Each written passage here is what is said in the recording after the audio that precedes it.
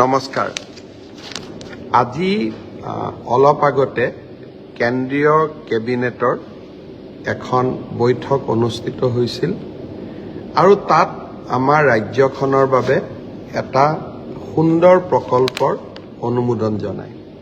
অলপ আগতে কেন্দ্ৰীয় পথ পৰিবহণ মন্ত্ৰী নীতিন গাডকাৰী ডাঙৰীয়াই মোক টেলিফোন কৰিছিলে আৰু টেলিফোনত এই সুখবৰটো তেখেতে মোক জানিবলৈ দিয়ে। প্ৰকল্পটো হ'ল গুৱাহাটীৰ ৰিং ৰোড। অৰ্থাৎ আপোনালোক সকলোৱে জানে যে গুৱাহাটী হ'ল এতিয়া উত্তৰ পূৰ্বৰ গেটৱে নহয়, এক কথাত ক'বলৈ গ'লে লাহে লাহে গুৱাহাটী দক্ষিণ পূব এছিয়াৰ গেটৱেলৈকে পৰিৱৰ্তিত হৈ আছে। গুৱাহাটীক এটা ৰিং ৰোডৰ অতিকে প্ৰয়োজনীয়তা আছিলে। আমি সকলোৱে জানো যে বৰ্তমান আমাৰ নেশ্যনেল হাইৱে বুলি ক'লে আমি খানাপাৰাৰ পৰা জালুকবাৰীলৈকে, জালুকবাৰীৰ পৰা বাইহাটা চাৰিআলি, বাইহাটা চাৰিআলিৰ পৰা আমি কোকৰাঝাৰ অভিমুখে যাত্ৰা কৰোঁ। এতিয়া যিটো গুৱাহাটী ৰিং ৰোড প্ৰকল্প হ'ব, ই 55.54 অৰ্থাৎ 55.54 কিলোমিটাৰ হ'ব। ই বৰ্তমান যিটো গুৱাহাটী নেশ্যনেল হাইৱে আছে তাৰ পৰা চিধা বাইহাটা চাৰিআলিলৈকে যাব, কিন্তু এই বাইহাটা চাৰিআলিলৈকে যোৱা অংশটো ই 6 লেন হ'ব, অৰ্থাৎ 6 লেনযুক্ত হ'ব, যাতে ট্ৰেফিক কোকৰাঝাৰলৈকেও যাব পাৰে, মঙলদৈ ফাললৈকেও যাব পাৰে। যেতিয়া আমি বাইহাটা চাৰিআলি গৈ পাম, বাইহাটা চাৰিআলিৰ পৰা ই পোনে পোনে কুৰুৱালৈকে যাব।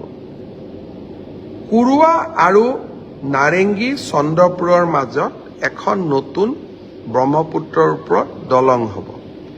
তাৰ পিছত ই আকৌ সোণাপুৰলৈকে আহিব, সোণাপুৰৰ পৰা আকৌ 6 লেন এটা ৰাস্তা, বৰ্তমানৰ ৰাস্তাটোৰ ওপৰতে 6 লেনযুক্ত এটা পথ হ'ব, সি খানাপাৰাত লগ লাগিব। অৰ্থাৎ যদি মই সহজ ভাষাত বুজাই দিওঁ, বৰ্তমান খানাপাৰাৰ পৰা আমি জালুকবাৰী যাম, ই 6 লেনযুক্ত ইতিমধ্যে হৈছে। জালুকবাৰীৰ পৰা বাইহাটা চাৰিআলিলৈকেও ই এতিয়া 6 লেনযুক্ত হ'ব। বাইহাটা চাৰিআলিৰ পৰা আমি পোনে পোনে কুৰুৱালৈকে যাম। আমি চিপাঝাৰ গৈ নাপাওঁ, আমি কুৰুৱা গৈ পাম। মান্দাকাটাৰ মাজেৰে আমি কুৰুৱা গৈ পাম। কুৰুৱা আৰু চন্দ্ৰপুৰৰ মাজত এখন দলং হ'ব, তাক আমি নাৰেংগী কুৰুৱা দলং বুলিও কওঁ। ব্ৰহ্মপুত্ৰৰ ওপৰত এখন দলং হ'ব আৰু এই দলংখন 3 কিলোমিটাৰৰ দলং হ'ব। আৰু এই গোটেই ৰাস্তাটোত কেইবাটাও জেগাত ফ্লাইঅভাৰ থাকিব, ৰোড অভাৰব্ৰিজ থাকিব। সোণাপুৰত গৈ ৰাস্তাটো ওলাবগৈ। সোণাপুৰৰ পৰা ই খানাপাৰা পৰ্যন্ত আকৌ 6 লেনযুক্ত হ'ব। অৰ্থাৎ গুৱাহাটীৰ পৰা উজনি অসমলৈকে যোৱা যাত্ৰীসকলেও 6 লেনযুক্ত পথেৰে সোণাপুৰলৈকে যাব পাৰিব। মঙলদৈৰ পৰা গুৱাহাটীলৈকে নহাকৈ সোণাপুৰৰ পৰা পোনে পোনে উজনিলৈ যাব পাৰিব, গুৱাহাটীলৈ আহিব পাৰিব। আৰু বাইহাটা চাৰিআলিৰ পৰা কোনোবা মানুহৰ যদি গুৱাহাটীত কাম নাথাকে, বিমানবন্দৰলৈকে যাব খোজে বা মঙলদৈৰ পৰা বিমানবন্দৰলৈকে আহিব খোজে, তেওঁলোকে পোনে পোনে নাৰেংগী কুৰুৱা দলংখনেদি নেশ্যনেল হাইৱেত উঠি বিমানবন্দৰলৈ গুচি যাব পাৰিব।